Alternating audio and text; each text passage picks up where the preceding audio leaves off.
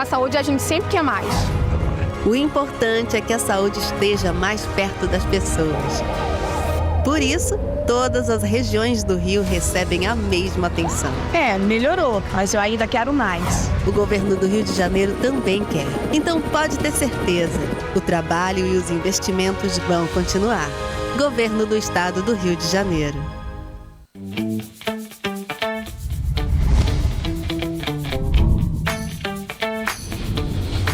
TVC, a TV do Correio da Manhã.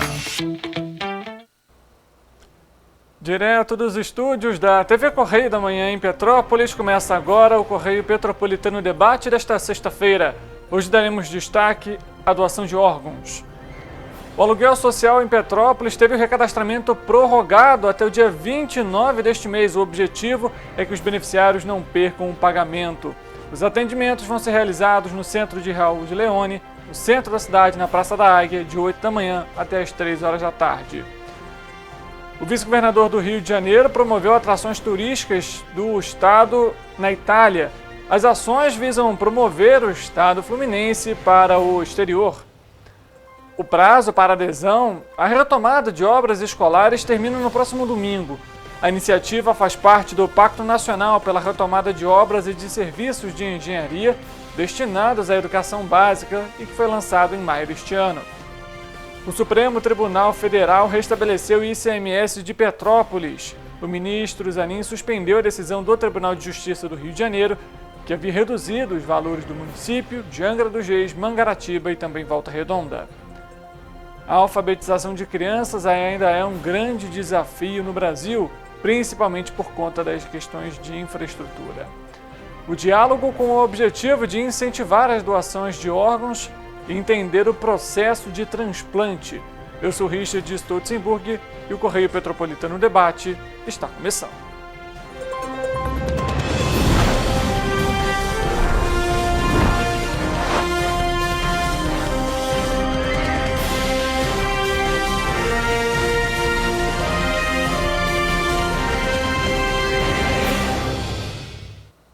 Olá, uma ótima tarde para você. Sexta-feira, fim de semana está chegando. Para alguns, na verdade, até é fim de semana por conta do feriado prolongado. Mas mais uma edição do Correio Petropolitano Debate está no ar ao vivo aqui pela TV Correio da Manhã e pelas nossas plataformas digitais. Você é muito bem-vindo a participar, mandar a sua mensagem, o seu recado aqui durante a nossa programação.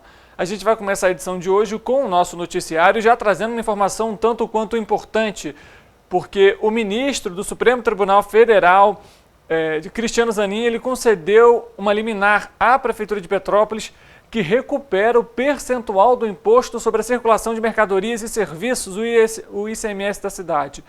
Zanin suspendeu a decisão do Tribunal de Justiça do Rio de Janeiro, o TJRJ, que havia reduzido os valores para Petrópolis, Angra dos Reis, Mangaratiba e também Volta Redonda.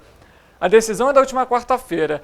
Zanin entendeu que a demora na sentença final sobre a questão demonstraria perigo para a cidade.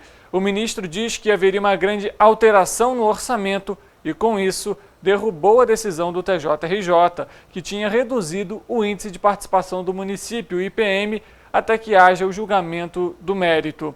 Vamos entender o caso, então, para você que está nos acompanhando. A Prefeitura de Petrópolis buscou meios para uma mudança na base de cálculo da AGE-Selma para as declarações anuais, a DECLAN. Mesmo tendo a Procuradoria com diversos juristas à sua disposição, o município contratou um escritório de advocacia específico para o assunto. Os advogados contratados receberam quase 15 milhões de reais. Com isso, o IPM, o Índice de Participação dos Municípios de 2023, saltou de 1,416 para 4,885, ou seja, o número de arrecadações aumentou e passou a receber aí 4,9% a mais do total.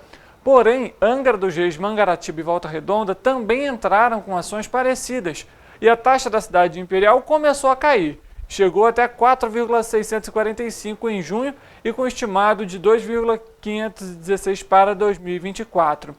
No início do mês, o TJRJ atendeu a um pedido da Prefeitura de Teresópolis e suspendeu todas as mudanças.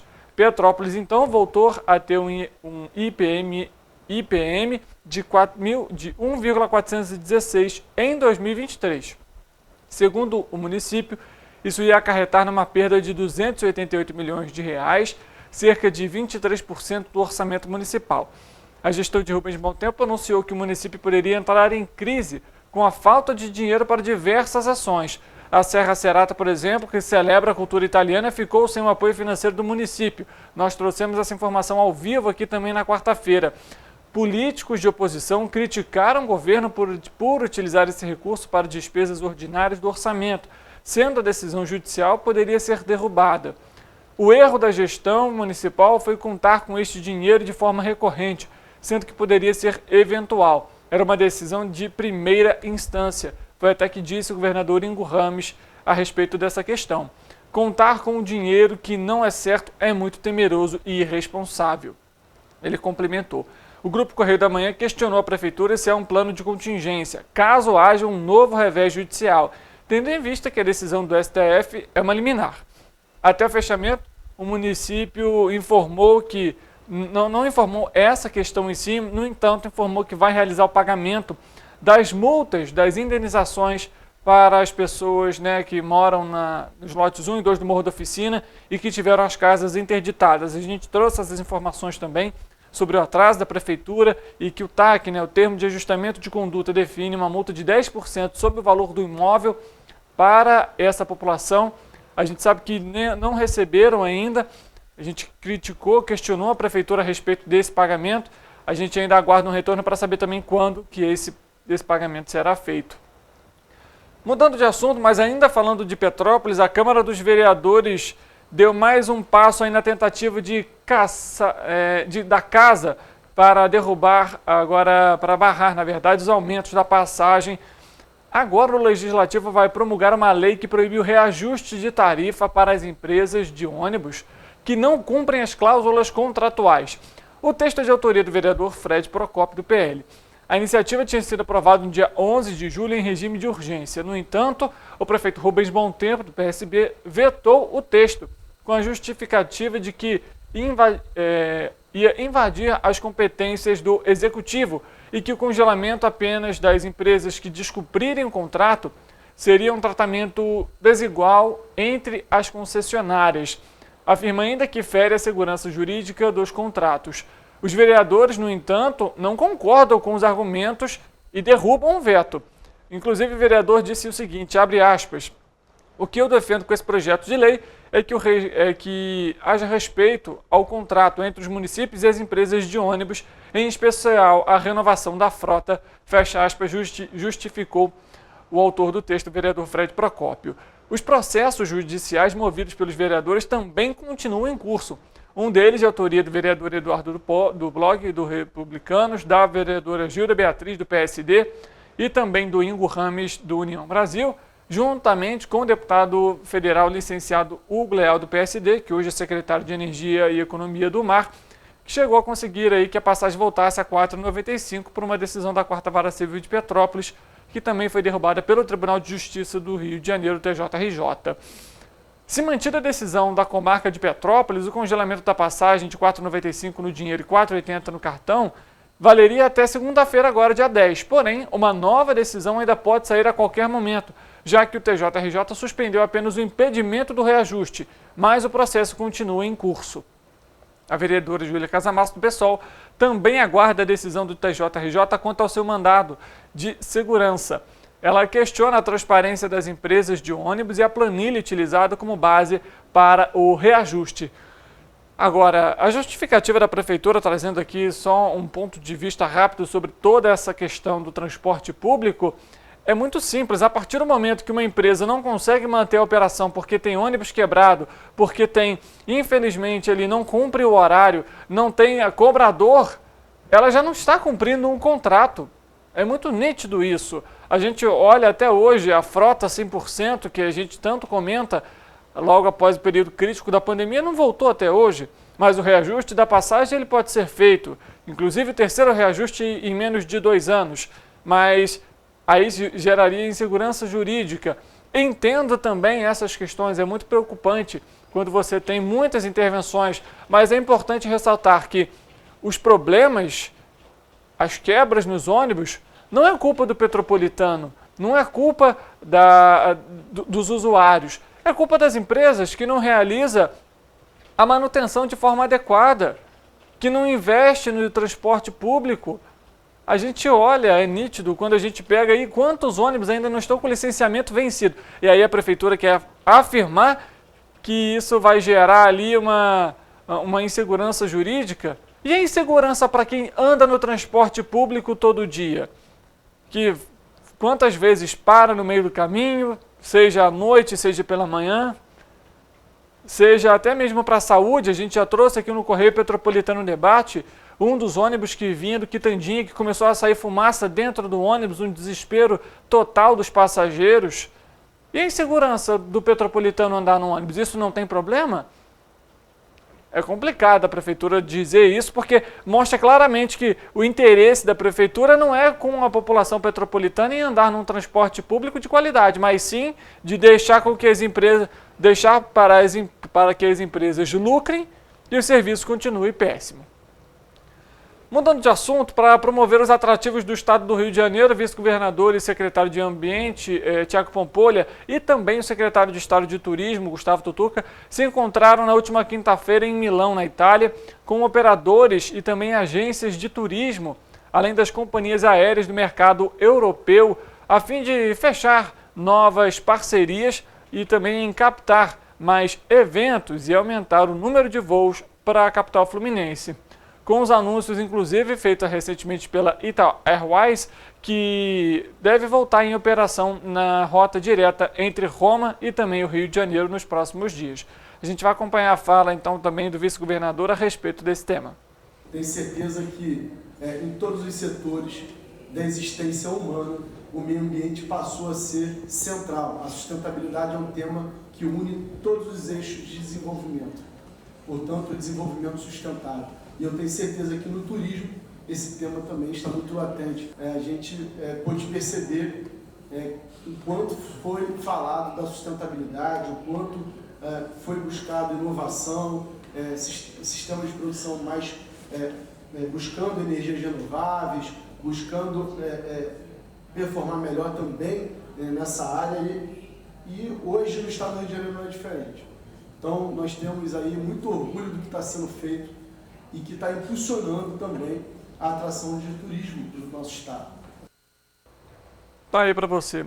Vale até, inclusive, ressaltar, ano passado, por exemplo, foi divulgada uma pesquisa que apontou que o Rio de Janeiro foi um dos estados aí com maior procura de turistas.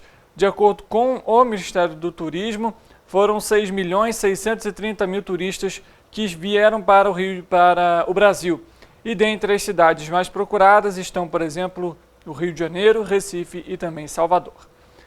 Falando sobre educação, o prazo para estados e municípios manifestarem interesse em retomar a construção de obras escolares públicas paralisadas ou inacabadas termina no próximo domingo às 11h59 da noite pelo horário de Brasília. A iniciativa faz parte do Pacto Nacional pela Retomada de Obras e Serviços de Engenharia destinados à educação básica, que foi lançado em maio pelo governo federal. Em Crato, por exemplo, no Ceará, de acordo com o Ministério da Educação, é o maior projeto de retomada de obras da educação da história do país. Pelo pacto, o governo federal oferece aporte financeiro e técnico por meio do Fundo Nacional de Desenvolvimento da Educação para a conclusão das obras. O MEC identificou, veja só, 3.641 obras passíveis de retomada, porém 960 não tinham aderido ao pacto até o último levantamento feito pelo Fundo Nacional. O restante, 2.681 obras, que seria o equivalente a 73% desse total, já teve a manifestação de interesse do gestor da educação local para conseguir a obra pública e entregar em benefício da população. Na lista estão obras como construção de creches e escolas, reformas e ampliação de salas de aula, cobertura de quadras poliesportivas, entre outras.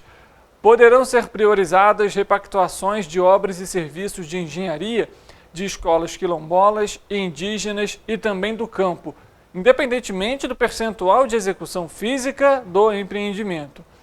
O MEC calcula que todas as conclusões das obras listadas podem aí criar cerca de 450 mil novas vagas nas redes públicas de ensino do país, com investimento previsto de quase 4 bilhões entre 2023 e 2026. O gestor da educação pode conferir quais são as obras que poderão ser contempladas pelo programa nas tabelas disponíveis para consulta por estado no portal do Fundo Nacional. Vale ressaltar, quero fazer um comentário aqui rápido para você que está nos acompanhando. A nossa equipe questionou a Prefeitura de Paraíba do Sul, porque nesse relatório do próprio Fundo Nacional de Desenvolvimento da Educação, 4 obras do município estão paralisadas e poderiam ser beneficiadas com essa questão. A nossa equipe procurou a Prefeitura de Paraíba do Sul, que informou que não tem nenhuma obra dentro desse plano. Mas no próprio relatório a gente consegue ver que tem sim. Inclusive são 4 obras. Essas obras, a Prefeitura, num total, já gastou mais de 430 mil reais. São obras, como inclusive tem ali, tem uma construção de uma creche, tem também obras de reforma e também de obras de reforma poliesportiva, né, das quadras, e a Prefeitura disse que não tem. A gente, inclusive, vai encaminhar também a lista, então, para a Prefeitura de Paraíba do Sul, para saber se a Prefeitura agora vai tomar alguma decisão, porque tem até o próximo domingo. São 4 unidades escolares de Paraíba do Sul que podem receber essas intervenções. Basta o interesse do Executivo Municipal para a retomada dessas obras. O que não pode é a gente já ter gastado aí 430 mil reais nessas unidades e ficar por isso mesmo. Tudo bem. A gente sabe o impacto que a educação tem na vida das pessoas, o quanto que é importante. E aí você tem 4 obras paralisadas e isso vai ficar de lado? Não, não pode. A gente vai continuar cobrando isso da Prefeitura de Paraíba do Sul.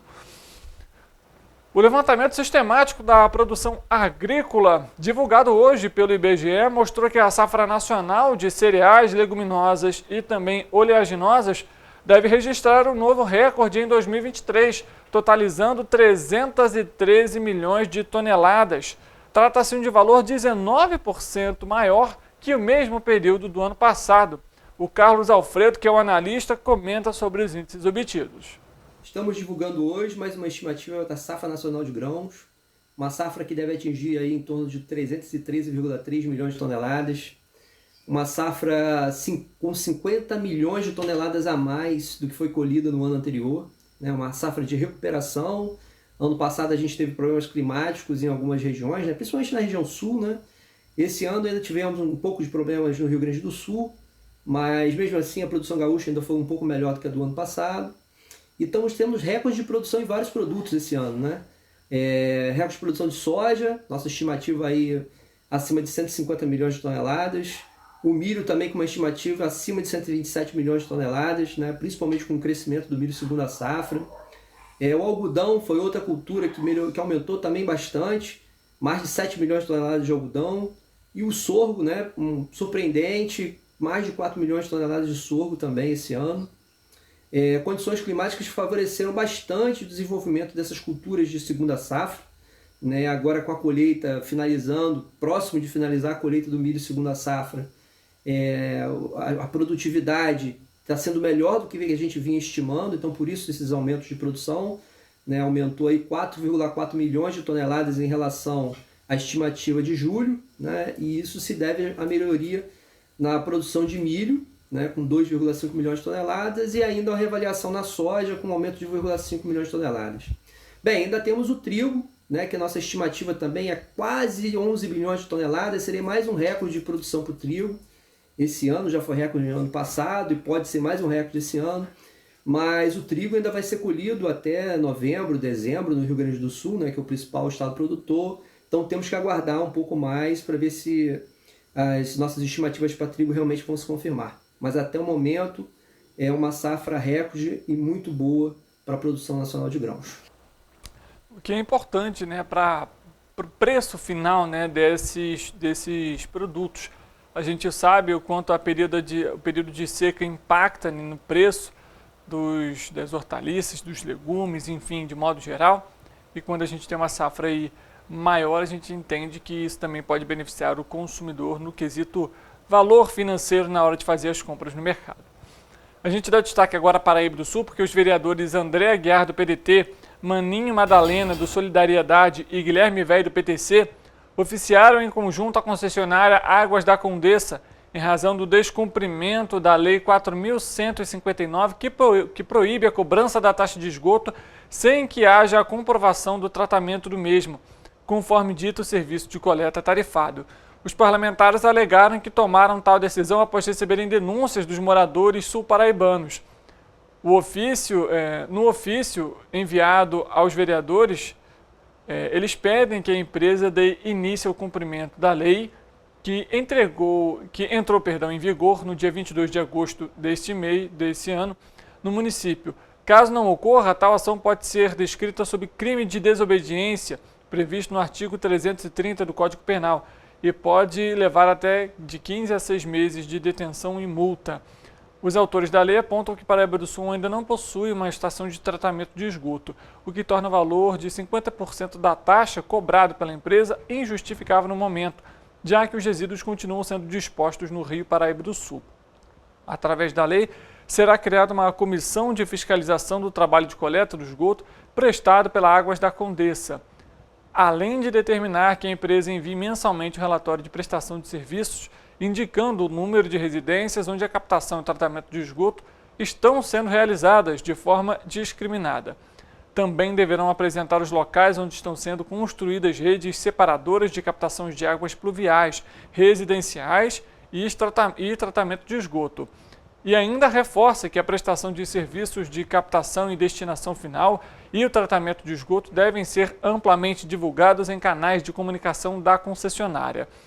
A gente vai continuar acompanhando esse caso, porque também tem reverberado aí em Paraíba do Sul, mas que realmente você tem ali na sua conta de água, você, por exemplo, tem um consumo ali de R$80, você ter ali 50%, mais 50% dessa taxa por conta de tratamento de esgoto que não é realizado, é uma injustiça com a população sul-paraibana.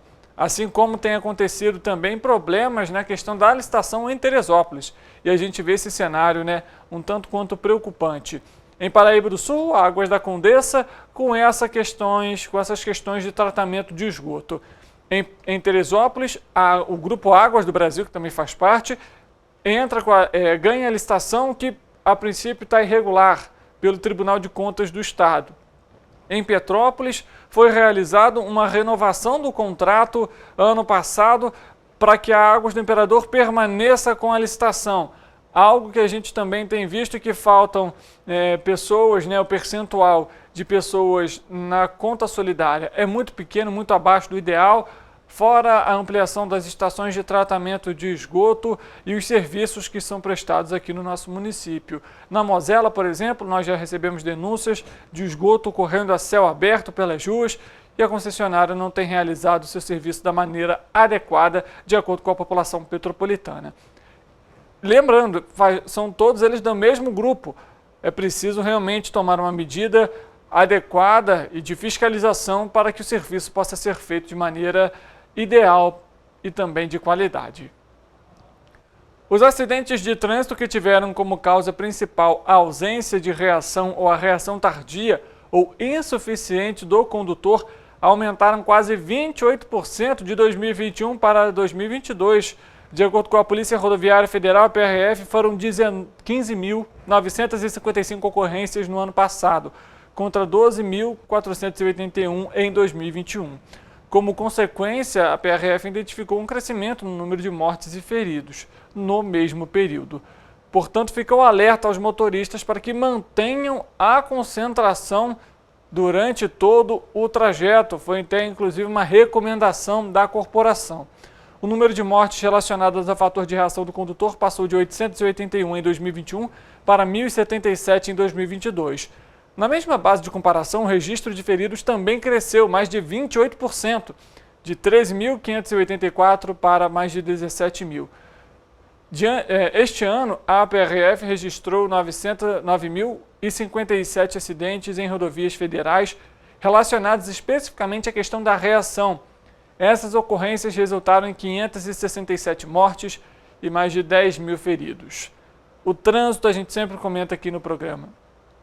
deve-se ter muita atenção, deve-se ter muita cautela, realizar as manutenções em dia. Se está chovendo, por exemplo, manter também o cuidado na via, dirigir dentro dos limites de velocidade. Se você, por exemplo, está chovendo muito, faz uma pausa ou então reduz a velocidade. Se você não conhece a pista, a mesma forma, evite o uso de celular principalmente ou de qualquer outro tipo de aparelho durante a direção, porque a gente sabe que isso também impacta muito aí para os acidentes.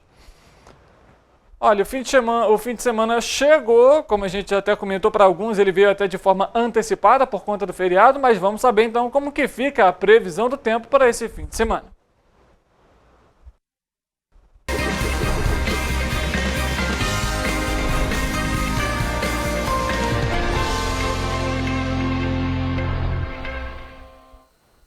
Vamos conversar com o nosso repórter Eric Portela para trazer essas informações para a gente. Eric, boa tarde para você. Eu hoje pela manhã, vindo para o trabalho, eu acompanhei pelo celular que a tendência é que o sol fique. É isso mesmo? Boa tarde, Richard. É isso mesmo. Finalmente o fim de semana chegou e essa semana foi mais tranquila por causa do feriado, mas nada como sábado e domingo, né? Principalmente se o clima estiver agradável, né? Mas antes de passar a previsão para o final de semana, hoje aqui em Petrópolis o dia está bem mais quente que ontem e não existe possibilidade de chuva. Os termômetros devem variar entre mínima de 14 e máxima de 24 graus. Agora sim, vamos à previsão para o fim de semana. Olha, só de olhar aqui para o nosso telão, eu tenho certeza que você já fica contente. Eu fico todo felizinho. Em Nova Friburgo, por exemplo, a temperatura deve se manter estável e não existe possibilidade de chuva. Os termômetros devem marcar mínima de 10 e máxima de 22 graus. Já no domingo, a máxima deve ser de 23 graus. Em Teresópolis, o dia será de sol entre nuvens e a temperatura deve chegar à máxima de 26 graus. Já no domingo também não deve chover e a máxima prevista é de 27 graus. Em Petrópolis não há previsão de chuva tanto para o sábado quanto para o domingo. A diferença será nos termômetros, que no sábado devem variar entre mínima de 11 e máxima de 25 graus, enquanto no domingo a máxima será de 26 graus. Em Paraíba do Sul, no sábado, a temperatura deve se manter estável, variando entre mínima de 15 e máxima de 29 graus. Já no domingo, a temperatura deve sofrer uma ligeira elevação, podendo chegar à máxima de 30 graus. Em ambos os dias não deve chover, tá bom? Também não há possibilidade de chuva para o fim de semana em Pati do Alferes. O sábado será de poucas nuvens no céu durante a tarde e noite. Os termômetros devem variar entre mínima de 14 e máxima de 27 graus, enquanto no domingo a temperatura deve marcar mínima de 15 e máxima de 28 graus. E em Três Rios, o sábado será de ventos fracos, poucas nuvens no céu e sem possibilidade de chuva. A temperatura deve variar entre mínima de 13 e máxima de 28 graus. No domingo também não chove. Olha, Richard, como nós acabamos de ver, a temperatura vai aumentar, mas em muitos municípios a máxima e a mínima estão bastante distantes. Então é importante ficar atento aos cuidados com a saúde para não ficar doente, para poder de fato aproveitar o final de semana, senão não adianta, né? Com certeza, até porque depois do fim de semana tem o início, a gente sabe, tem compromisso, tem trabalho, tem filho na escola para buscar, enfim, dentre tantos outros compromissos. Obrigado pelas suas informações, Eric, um bom fim de semana para você. Antes da gente terminar essa edição, a gente fala rapidamente sobre Nova Friburgo, que assinou na última terça-feira o termo de cooperação técnica com o Instituto de Terras e Cartografia do Estado do Rio de Janeiro para a atuação da regularização fundiária de interesse social em diversas áreas do município. Estiveram presentes o prefeito Johnny Malcom, o secretário de governo Rodrigo Ascoli e também a subsecretária de regularização fundiária Rose Freis e o subsecretário de Pesquisa e Planejamento Urbano, Pedro Rings, além do presidente do ITERJ, Robson Claudino. Na ocasião, iniciaram-se as tratativas sobre os próximos passos para o processo de regularização fundiária do município. Antes da gente terminar esse bloco, eu agradeço mais uma vez aqui você que está sempre nos acompanhando, mandando seu recado, mandando a sua denúncia. E a gente, no intervalo, depois dele, você vai acompanhar uma entrevista um tanto quanto importante que nós fizemos com exclusividade. Nós vamos tratar da doação de órgãos e também como funcionam os processos de transplante. A gente acompanhou muito pelo noticiário nacional a questão da transfusão do coração para o apresentador Fausto Silva. E a gente vai entender como que esse processo é feito e também quais são os critérios adotados. Tudo isso após o intervalo, a gente volta já.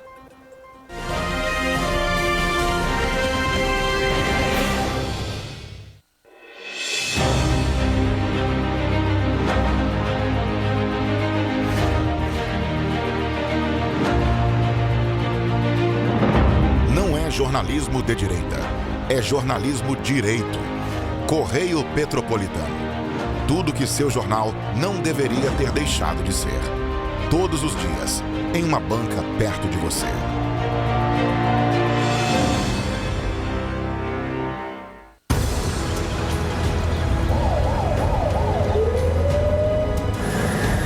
O governo do estado do Rio já investiu mais de 8 bilhões na saúde. E se eu dissesse que esse é o maior investimento na saúde já feito em toda a história do Rio? Eu diria que melhorou, mas eu quero mais. Depois de 3 anos parados, os mamógrafos móveis estão de volta. Pra gente cuidar melhor das mães e dos bebês. O governo do estado também está investindo na saúde especializada. Porque se o problema é complicado, mais atenção ele precisa. Melhorou, mas para a saúde a gente sempre quer mais. O importante é que a saúde esteja mais perto das pessoas. Por isso, todas as regiões do Rio recebem a mesma atenção. Melhorou, mas eu ainda quero mais. O governo do Rio de Janeiro também quer. Então pode ter certeza, o trabalho e os investimentos vão continuar. Governo do Estado do Rio de Janeiro. Rio de Janeiro, atração o ano inteiro. Tem descanso, tem folia, noite e dia, alegria, sol e praia, diversão. No prato ou copo, a festa, o bar, museu ou bloco. Show, cultura, história, gravado na memória e no seu coração. Rio de Janeiro, vem se apaixonar. Rio de Janeiro, vem se apaixonar. Cidades maravilhas, campo, mata, serra e trilha, em estado de emoção. Tem o Rio de Janeiro, que você já ama, e o Rio, que ainda vai conquistar você. Apaixone-se pelo Rio. Rio de Janeiro, vem se apaixonar. Rio de Janeiro, vem se apaixonar. Governo do Estado do Rio de Janeiro. Para ter mais qualidade de vida, conte com a maior rede de academias de Petrópolis. Aqui na Cooper, com uma mensalidade, você utiliza todas as unidades. Centro, Bingen, Itamaraty e Itaipava. Com planos a partir de R$ 84,00, a academia oferece ambientes modernos para você cuidar da sua saúde com segurança. Os espaços contam com dezenas de aparelhos de musculação, diversos equipamentos para aeróbico e funcional. Além, é claro, de profissionais qualificados e uma extensa grade de aulas coletivas, que inclui dança, bike, jump, wolf fit, step fit, entre outras. Nossas estruturas são equipadas com salas de musculação e aulas coletivas, salas de avaliação física e nutricional, vestiários e estacionamentos amplos. Venha nos fazer uma visita e surpreenda-se!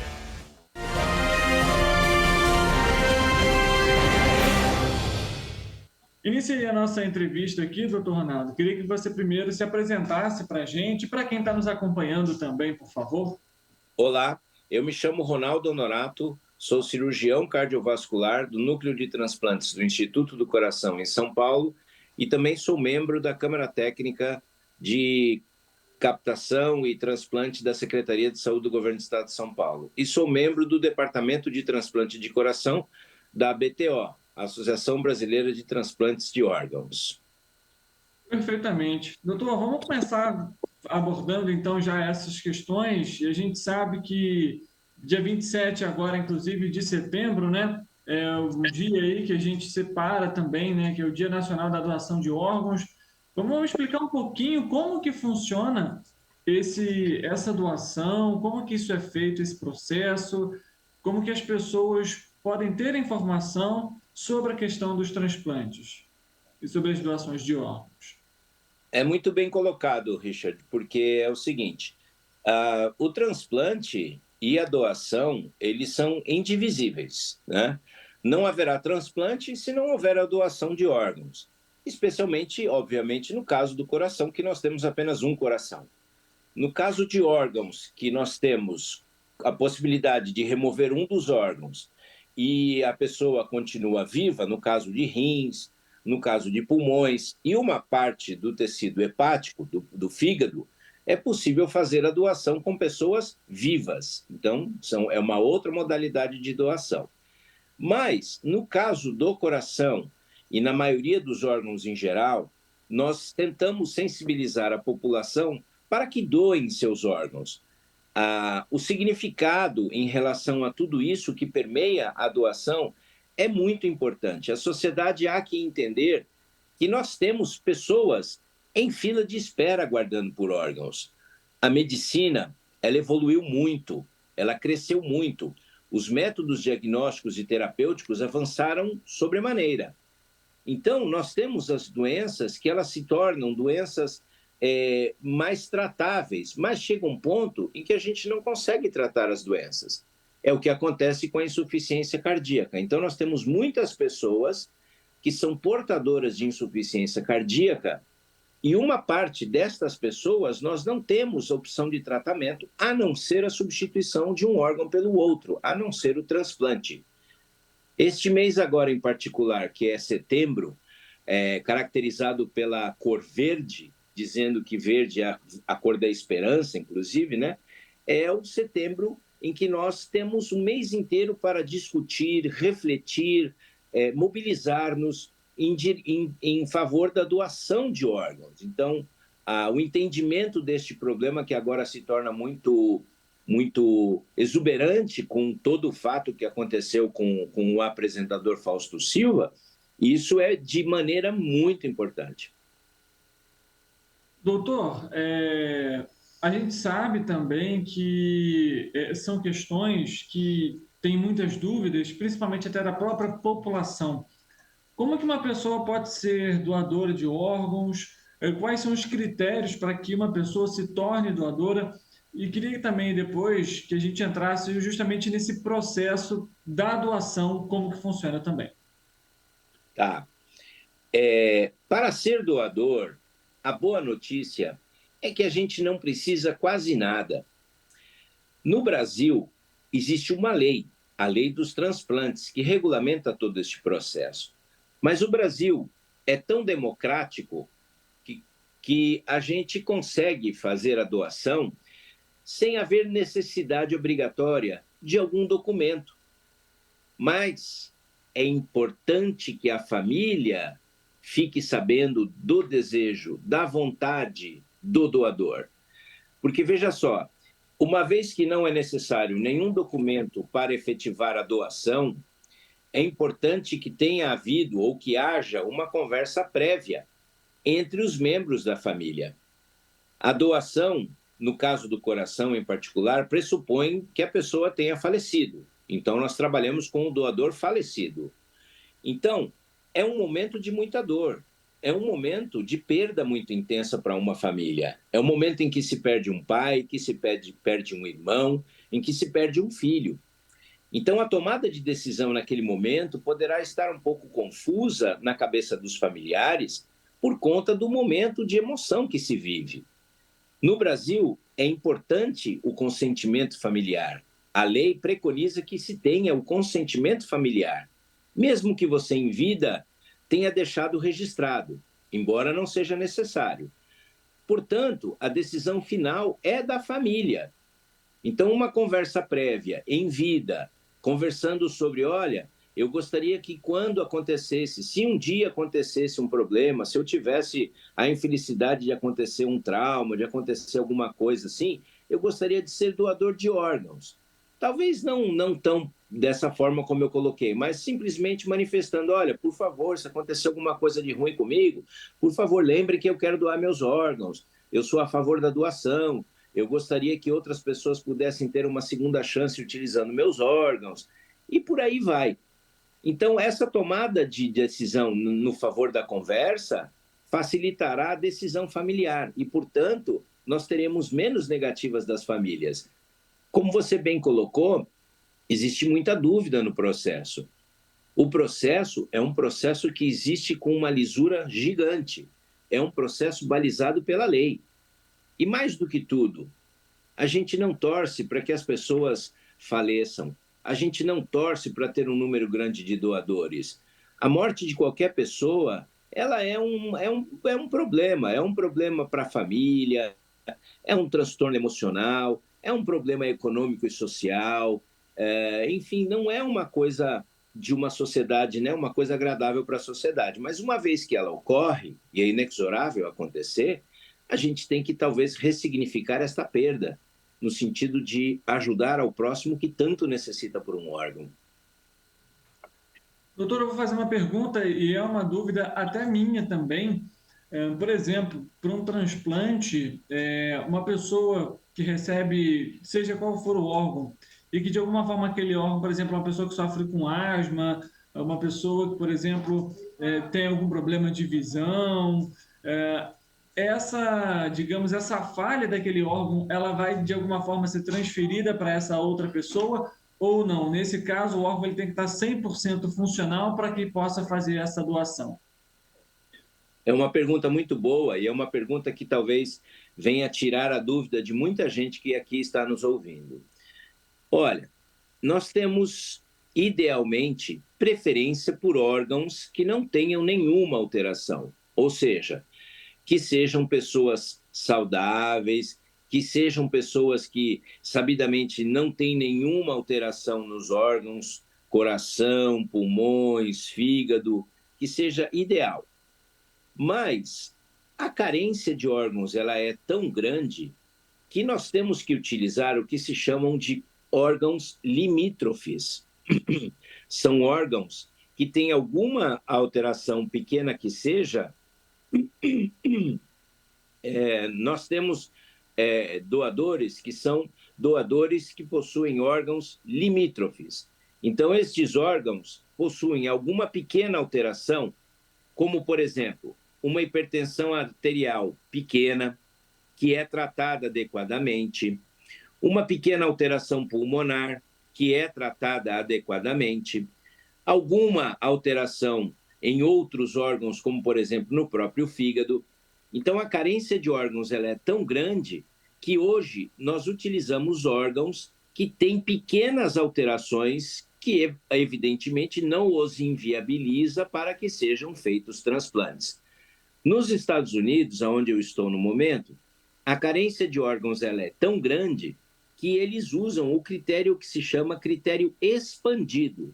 Então, a população saudável, ela é desejável. A população de doadores saudáveis é a população ideal. Mas aqui existem tantas pessoas que têm doenças como obesidade, hipertensão, diabetes e algumas outras doenças, que então lança-se mão do critério expandido. Então, são frequentemente captados órgãos que têm pequenas alterações. Isso não inviabiliza o transplante. A parte mais importante que eu gostaria de deixar um recado é o seguinte: não importa os órgãos, como você os vê, como você acredita que sejam. As equipes transplantadoras brasileiras, elas são muito capacitadas. Elas são dotadas de um critério de avaliação muito preciso. Então, um órgão que a família às vezes pode achar que não é tão bom, para a gente, especialmente para um receptor que espera na fila, às vezes é a única esperança que ele tem.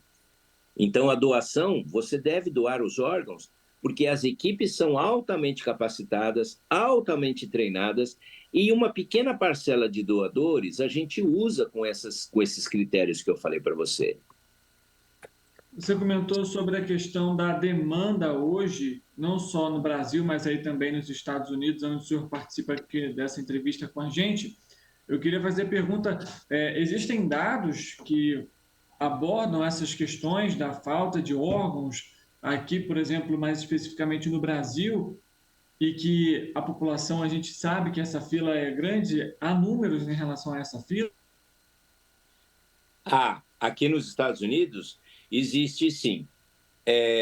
Eles utilizam uma grande quantidade de órgãos aqui. Para você ter ideia, no Brasil, a nossa capacidade de utilização está em torno de 11%.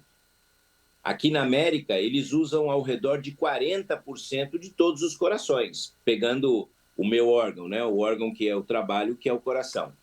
Então, você veja que mesmo com 40% de utilização, ainda há um déficit muito grande de pacientes que esperam na fila. Um americano chega a esperar na fila 2 anos, 2 anos e meio por um transplante. E é um país que faz uma atividade transplantadora exuberante. Eles fazem 3.500, 3.600 transplantes de coração ao ano. Mas eles têm uma população gigante, eles têm 330 milhões de pessoas, se não mais, e isso, evidentemente, leva a um número muito grande de pessoas portadoras de insuficiência cardíaca.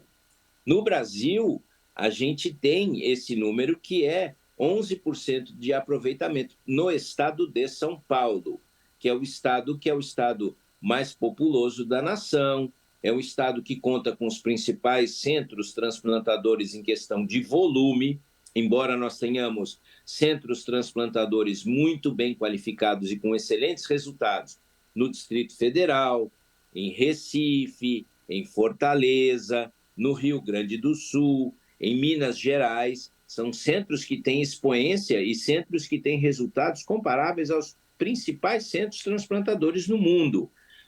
Então, infelizmente, ainda perdemos uma quantidade de órgãos significativa. Então, perdemos órgãos em função da manutenção dos doadores, que pressupõe um cuidado intensivo muito vigoroso, muito próximo do paciente, né? Porque existe uma perda de hormônios que são produzidos pelo cérebro quando entra na morte encefálica, e esta proporção de hormônios deixa de ser produzida. Então, existem alterações que podem acometer os órgãos. Então, é necessário intervir rapidamente e fazer a manutenção deste doador para que todos os órgãos sejam captados, né? Então, temos uma perda muito grande ainda no sistema brasileiro, que a gente pode melhorar. Doutor, em relação aos transplantes, vendo essa situação agora, Fausto Silva, até pelas redes sociais, muita gente comentou, criticou de que não é possível que ele estava na fila do SUS porque recebeu um transplante muito rápido. Queria que o senhor explicasse para a gente justamente quais são os critérios e como que funciona essa fila para a pessoa receber um transplante. O critério técnico para alocação, que se chama isso, a alocação de órgãos, ele é um critério técnico. Mas a alocação de órgãos é muito mais do que um critério técnico. É um critério que julga pontos, que são 3 pontos que a gente analisa em relação ao doador: grupo sanguíneo, dados antropométricos, como peso, altura, e o tempo de espera em fila. Além disso, nós temos algumas outras condições. No caso do coração, nós temos a priorização. O que significa isso? O receptor está tão severamente enfermo, ele está tão doente, que ele não pode esperar muito por um órgão. Idealmente, seria desejável que nós tivéssemos os receptores aguardando em casa. Mas a doença, ela é inexorável, a doença ela é progressiva. Então, quando o paciente deteriora, o paciente precisa de suporte externo, quer seja através de medicamentos, como foi o caso do Fausto Silva, quer seja através de dispositivos que auxiliam a circulação e propriamente o coração, quer sejam a substituição total desse coração no papel de bomba, porque o coração, antes de mais nada, é uma bomba que impulsiona o sangue para todo o corpo. Então, se essa bomba chegou à exaustão e não consegue funcionar mais como bomba, nós temos que colocar uma bomba, quer dentro do organismo ou fora do organismo, para exercer a função de impulsionar o sangue para todos os órgãos. Então, você veja que há níveis que são escalonáveis de priorização. E mais do que tudo, o critério de eleição de um doador para um receptor, ele tem que ser feito muito rigorosamente. Você veja que no caso do Faustão, a primeira equipe declinou do coração e o Fausto teve uma sorte muito grande de ter sido transplantado, mesmo estando na segunda posição. Por quê? A primeira equipe, orientada e baseada pelos seus critérios, ela julgou que, naquele momento, aquela união entre aquele doador e o receptor que a equipe tinha, talvez não fosse o melhor momento fazer aquele transplante. Quer seja o receptor pudesse estar não no melhor momento clínico, deteriorando, então você precisa estabilizar o paciente, o receptor, para que ele tenha condições mínimas para aguentar uma cirurgia. O transplante não é a substituição de um órgão pelo outro. O transplante é um procedimento cirúrgico complexo, de alta monta, que pressupõe uma expertise muito grande das equipes e que pressupõe resultados que a gente tem que sempre otimizar esses resultados. Então, quanto melhores as condições clínicas do receptor para o órgão para receber o transplante, tanto melhor serão os resultados pós-operatórios e a sobrevivência desse receptor, né? Ronaldo, existe uma determinação para talvez a idade daquele coração, digamos assim? Por exemplo, uma pessoa com uma idade mais avançada, 60, 65 anos, pode, por exemplo, realizar a doação, nesse caso mais especificamente do coração, por exemplo, para uma pessoa de 20 anos, analisando todos aqueles critérios, a compatibilidade. Esse coração ele funcionaria da mesma forma, digamos assim? Veja, a idade ela não é um critério para a gente fazer o match da escolha do órgão. Nos Estados Unidos, a carência de órgãos é tão grande que nós temos alguns relatos de órgãos que foram utilizados com uma idade mais avançada. Então, aqui nós tivemos um relato de um coração que foi utilizado com 68 anos de idade e um fígado foi utilizado em um doador de 95 anos de idade. É evidente que isso são relatos científicos únicos e eu acho que a gente não deve entrar neste cenário. Por quê? O Brasil, habitualmente, é caracterizado por uma faixa muito jovem de doadores. Então, nós ainda temos uma situação urbana no Brasil que ainda não está controlada. Então, nós temos acidente automobilístico no Brasil, uma grande quantidade de pessoas, infelizmente, sofre acidente automobilístico no Brasil, a despeito da melhoria no Código de Trânsito, né, na legislação de trânsito. Nós, infelizmente, temos uma violência urbana relacionada ao uso de arma muito intensa. Nós temos situação de desigualdade social muito premente no Brasil. Existem cidades brasileiras que, infelizmente, mesmo dentro de casa, o cidadão corre risco e pode receber, inclusive, uma bala perdida. Então, isso é uma situação dramática. Esta situação nós não temos aqui nos Estados Unidos, não temos na Europa. Então, os doadores dos Estados Unidos e da Europa são doadores mais velhos, são doadores com mais idade. Mas se nós lembrarmos que o apresentador Gugu Liberato, quando teve a infelicidade de ter tido aquele acidente e perdeu a vida através daquele traumatismo craniano severo, você lembra que ele tinha 60 anos de idade. E naquele momento, a doação levou um tempo, ela levou inclusive uma semana para ocorrer de forma efetiva para que os órgãos fossem retirados. Por quê? Porque estava se analisando tudo. Então, começou-se a fazer exames com o foco no coração, fizeram-se exames com o foco nos pulmões, fizeram-se exames com o foco no fígado, nos rins, de tal sorte que ele foi um doador onde múltiplos órgãos foram retirados. Então, o coração dele foi transplantado, foi retirado para transplante, os pulmões foram removidos para transplante, assim como foi o fígado e os rins também. Então, a gente pode usar doadores com mais idade, mas, fundamentalmente, um recado para toda a população que nos ouve nesse momento. Não há limite para a doação. Mais uma vez, eu quero insistir que a grande chave de todo este processo é doar os órgãos. Doem seus órgãos, mesmo que você ache que os órgãos não são ideais. Mesmo que você acredite que seja, não, meu pai já tem 50 anos de idade, não serve para nada, coitado, já tinha idade, não se cuidava, não praticava esporte. Doem.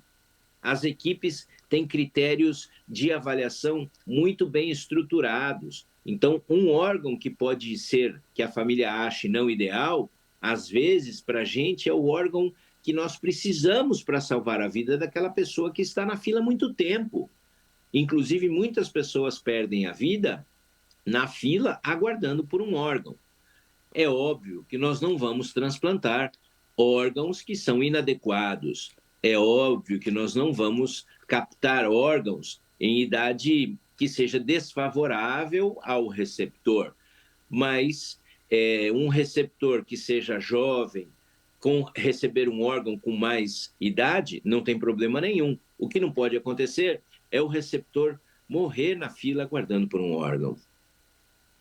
Doutor, existe um prazo para a utilização dos órgãos, um tempo de vida específico para que aquele órgão possa ser transplantado?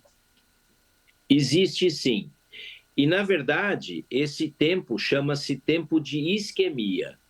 É o tempo em que o órgão fica fora do corpo sem o suprimento sanguíneo e sem o suprimento de oxigênio. Eu justamente estou aqui visitando um serviço onde eles fazem uma integração logística com todo o processo que existe aqui nos Estados Unidos. Então, você recebe a oferta de um coração. Este coração, às vezes, está distante em um outro estado americano. E esse estado, então, você vai até lá, balizado por captação através de aviões, soluções de preservação que são soluções ideais, capta o órgão e traz para o centro transplantador de uma forma bastante rápida. No caso do coração, nós temos 4 horas. Este tempo que o órgão tolera fora do corpo é de 4 horas. O Brasil tem uma grande expertise, tem uma grande potencialidade neste transporte de órgãos. Nossa equipe no Brasil, no Instituto do Coração, realiza quase 50% dos seus transplantes de coração do grupo adulto com corações de outras cidades e muitas vezes de outros estados brasileiros. Então você veja, mesmo estados que não fazem transplante efetivamente, como por exemplo Goiás. Goiás é um estado que não faz transplante de coração, mas nós já fomos captar corações uma dezena de vezes em Goiás. Por quê? Porque a estrutura toda já está montada. Existe a estrutura linkada ao processo da doação. Goiás é um estado muito atuante na doação de órgãos e eles fazem outros transplantes que não tão complexos como o de coração. Eles fazem transplantes de rim. Por exemplo, alguns estados brasileiros, ali como o Espírito Santo, ou mesmo Santa Catarina, Paraná, são estados que fornecem órgãos para a gente de uma maneira bastante frequente. Então, estados como Paraná e Santa Catarina, principalmente, têm uma taxa de doação de órgãos semelhante às melhores taxas do mundo, que são as taxas da Espanha, por exemplo. Então, nós temos quase 40 doadores por milhão de população em Santa Catarina e no Paraná, e na Espanha é ao redor de 43%, 45%. Ou seja, eles conseguiram trabalhar uma forma tão grandiosa a doação de órgãos nesses 2 estados, que eles se tornam verdadeiros celeiros, eles se tornam verdadeiros fornecedores de órgão para as outras equipes, particularmente aqui falando da nossa equipe. Então, é uma estrutura logística grande, é uma estrutura logística que pressupõe a disponibilidade econômica, que é caro, não é barato pegar avião, não é barato fretar avião para ir até o estado fazer a captação do órgão, pressupõe um alto conhecimento técnico de todas as etapas da equipe transplantadora, da equipe captadora de órgãos, e o Brasil se destaca em nível mundial nesse sentido. Justamente eu estou aqui tentando aprender como é o processo que eles fazem e já consegui identificar que muitos pontos são semelhantes aos pontos que nós temos no Brasil, sabe? Então, é muita proximidade que nós temos na filosofia do processo.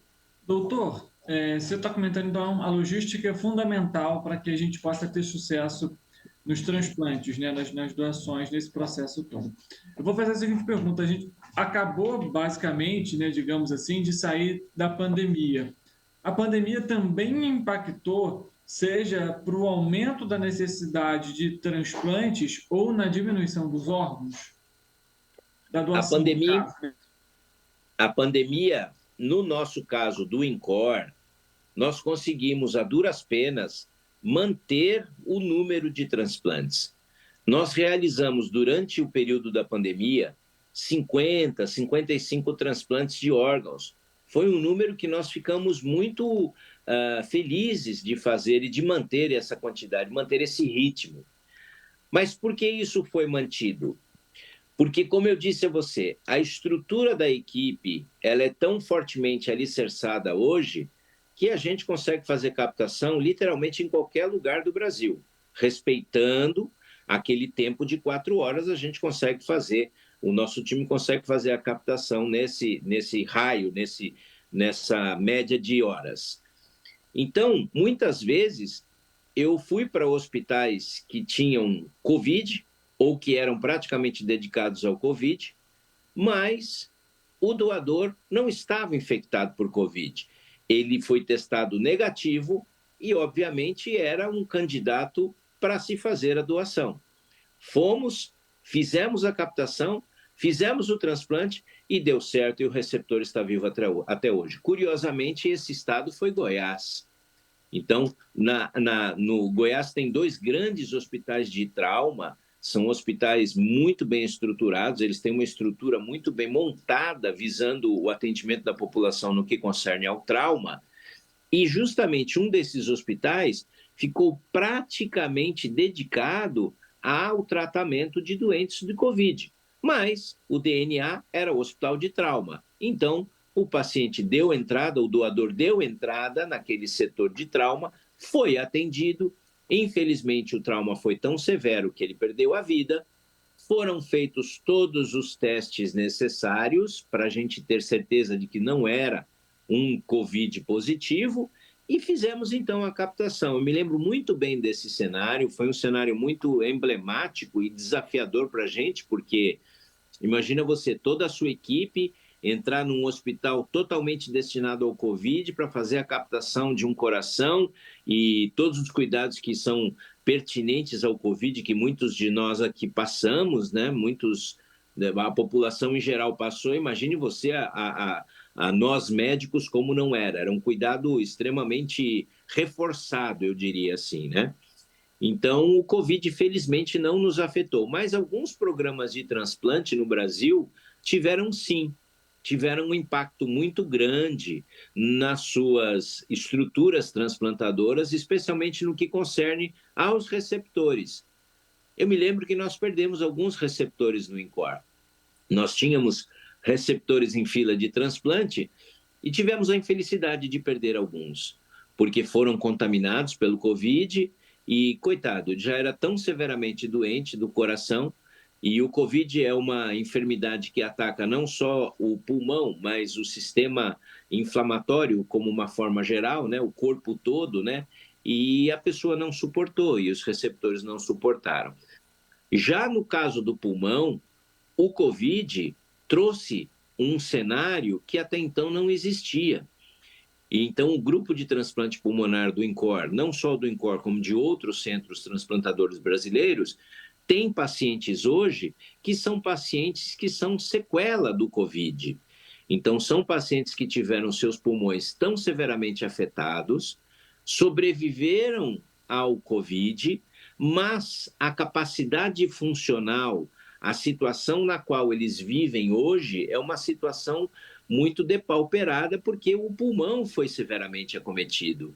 Então, hoje, existe uma nova entidade que são as pessoas que estiveram expostas ao Covid, que sobreviveram ao Covid, mas perderam suas capacidades funcionais, especialmente no pulmão.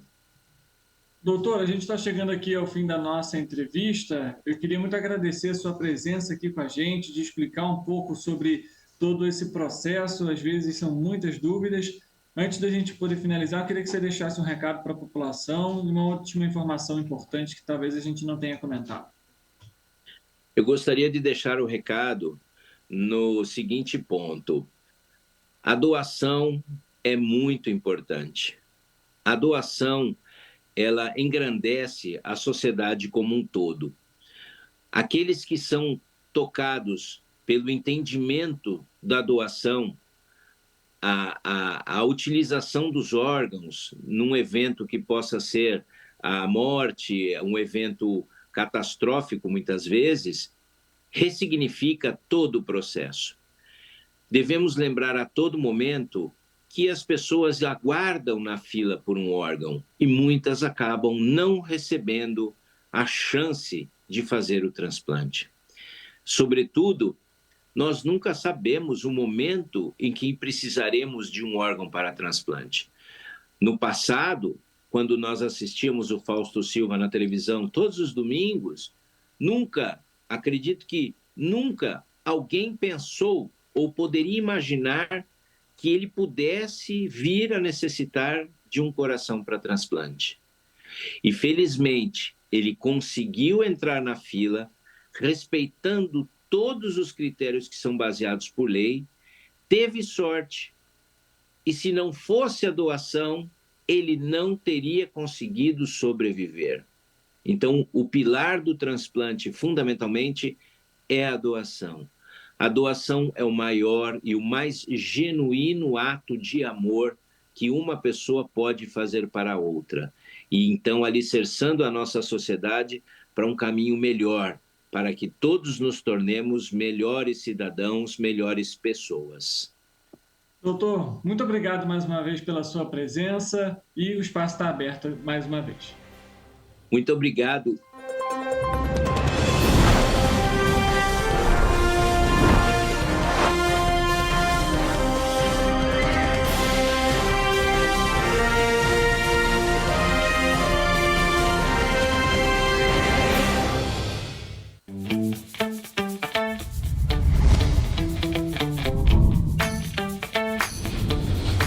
TVC, a TV do Correio da Manhã.